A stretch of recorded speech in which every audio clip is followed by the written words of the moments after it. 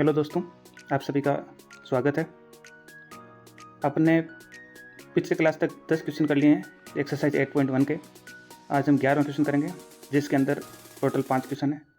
इसके अंदर अपने को जो स्टेटमेंट दिए हुए हैं क्वेश्चंस के रूप में, उनको बताना है कि वो सही है या गलत है। ट्रू और फॉल्स की अपने को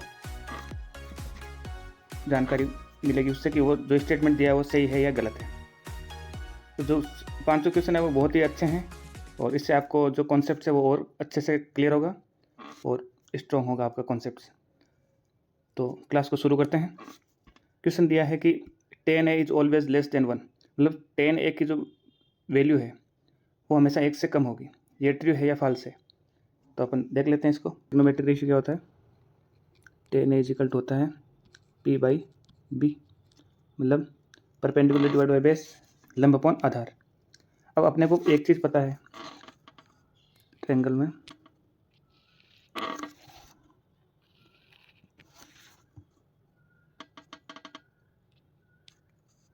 जैसे ये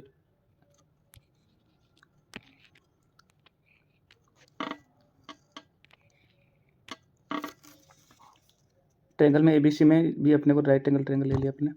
अब यहाँ पे P/B है, हाइपोटेन्यूज तो सबसे लंबी भुजा होगी। अब P/B में क्या क्या पॉसिबिलिटीज़ है?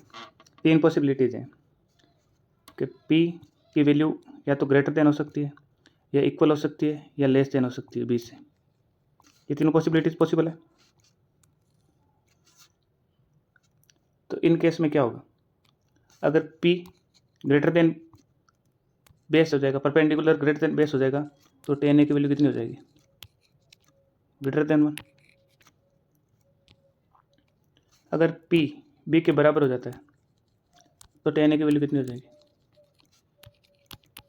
Equals to 1। और अगर P लेस देन B हो जाता है, मतलब परपेंडिकुलर बेस से छोटा हो जाएगा, तो 10 की वैल्यू क्या हो जाएगी? 10 इज लेस देन 1।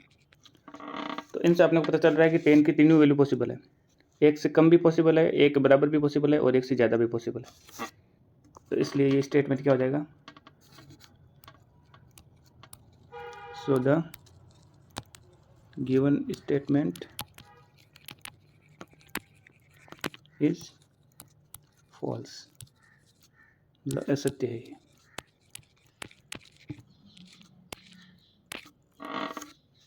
ठीक है, आगे समझ में। नेक्स्ट पे चलते हैं।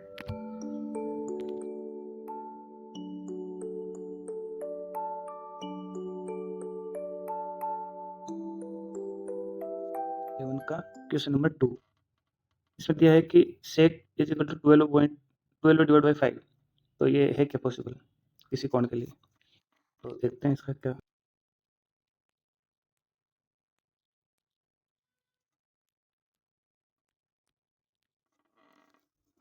जो सेक है इसका ट्रिग्नोमेट्रिक रेशियो क्या होता है?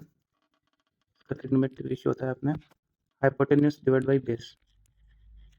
ठीक है, और अपन सब जानते हैं कि हाइपोटेन्यूज है वो सबसे बड़ी भुजा रहती है। तो hypotenuse is always greater than B,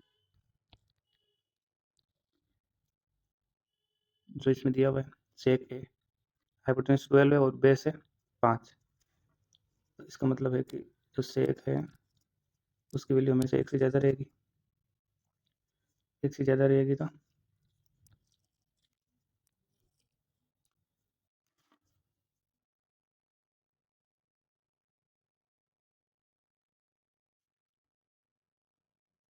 ये हो गई इसकी। तो सेक एक की वैल्यू यहाँ कितनी आ रही है? ये लगभग आ रही है 2.4। तो जो स्टेटमेंट है वो सही है यहाँ पे, क्योंकि सेक एक वैल्यू 1 से ज़्यादा होगी और सेक एक जो दिया हुआ है वो 12.5 दिया हुआ है। तो स्टेटमेंट क्या हो जाएगा? स्टेटमेंट हो जाएगा आपका 0, यानी सही है। ओके, नेक्स्ट क्वेश्चन पे चलते हैं।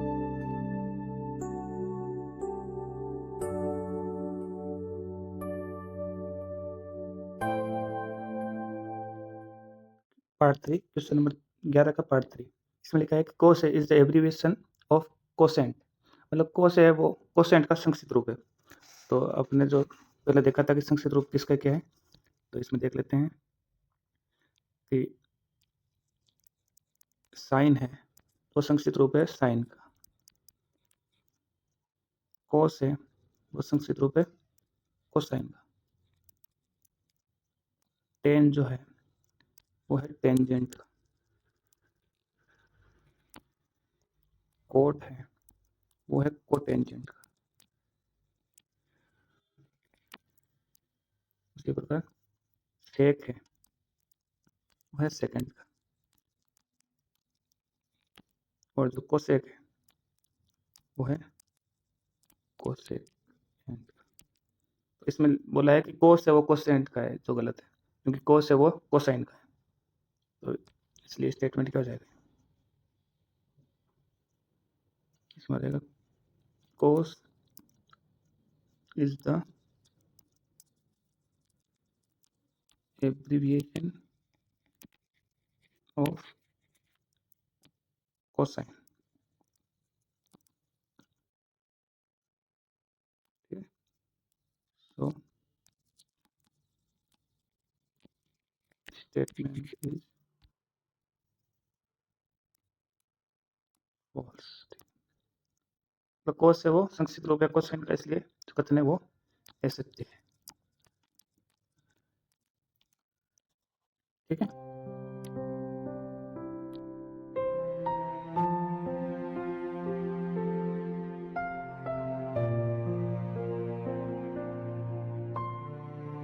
पार्ट 4, क्वेश्चन नंबर 11 का पार्ट 4 है कि cot is the product of cot and A. मतलब कोट है वो कोट और ए का गुणनफल होता है। तो इसको देख लेते हैं। देखो कोट जो है वो होता है कोटेंजेंट ऑफ एंगल ए। ठीक है, मतलब कोट एक त्रिकोणमितीय फलन है और ए एक एंगल है। तो ये प्रोडक्ट नहीं होता है, ये होता है कोटेंजेंट ऑफ एंगल है, मतलब एंगल ए का cotangent.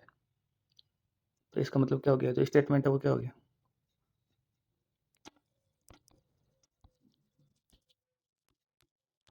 Statement is false.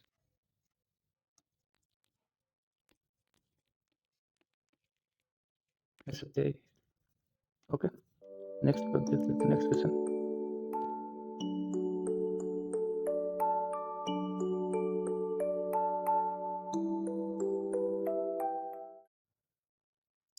Part 5, question संख्या 11 का पार्ट 5 करते हैं, जो कि एक्सरसाइज 8.1 का लास्ट क्वेश्चन है। तो इसमें दे रखा है कि for any angle of theta sine theta should be 4/3। किसी भी कोण थीटा के लिए साइन थीटा 4/3 होता है। तो देख लेते हैं।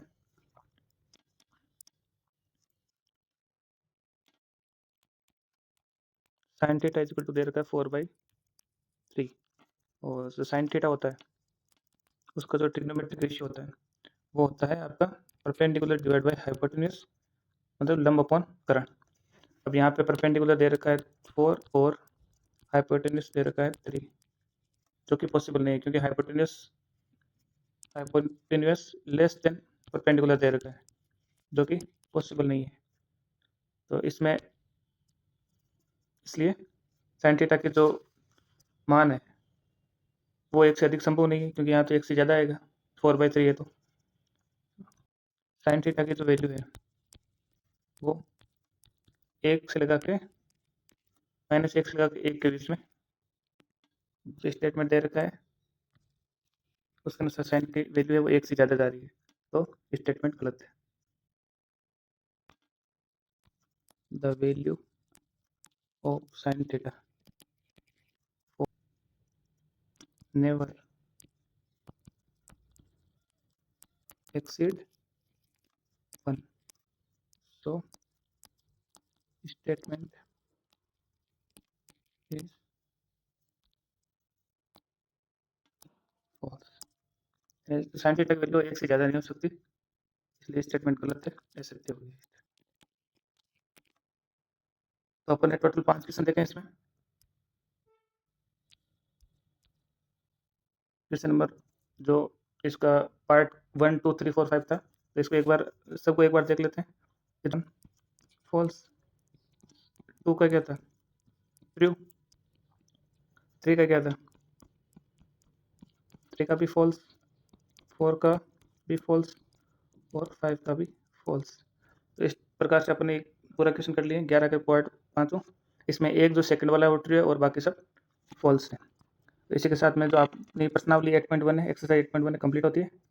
नेक्स्ट लेक्चर में अपन अगली 8.2 जिसमें कोणों के मान और जो आपके 0 से 90 डिग्री के बीच में जो एंगल्स की जो वैल्यू देती है पर्टिकुलर एंगल के लिए, उसके बारे में देखेंगे।